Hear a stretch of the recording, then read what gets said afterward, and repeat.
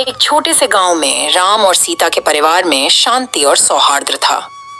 राम का घर संयुक्त परिवार था, जिसमें उनके माता पिता, भाई बहन और बच्चों का समावेश था। सभी सदस्य एक दूसरे का ख्याल रखते थे और मिलजुल कर रहते थे।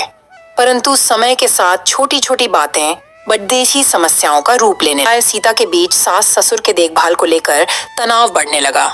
राम का मानना था कि उनके माता पिता अब वृद्ध हो चुके हैं और उन्हें अधिक देखभाल की आवश्यकता है। दूसरी ओर सीता यह महसूस करने लगी कि उसके ऊपर अधिक जिम्मेदारियां डाल दी जा रही हैं।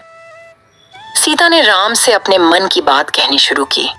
राम, तुम्हारे माता पिता का ख्याल रखना मेरा फर्ज है, लेकिन मुझे भी अपनी सीमाएं समझनी चाहिए।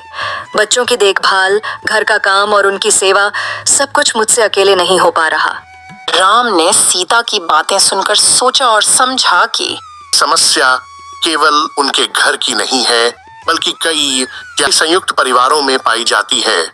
उसने अपने भाई श्याम और उसकी पत्नी गीता से इस बारे में बात की। श्याम और गीता ने भी महसूस किया कि उनकी भी यही समस्या है। इसके बाद सभी ने मिलकर एक बैठक की। सभी ने अपने अपने विचार साझा किए और अंत में निर्णय लिया कि माता पिता की देखभाल की जिम्मेदारी बांटी जाएगी। राम और श्याम ने तय किया कि एक हफ्ते सास ससुर राम के घर रहेंगे और अगले हफ्ते श्याम के घर। इस तरह से बारी बारी से देखभाल की जाएगी।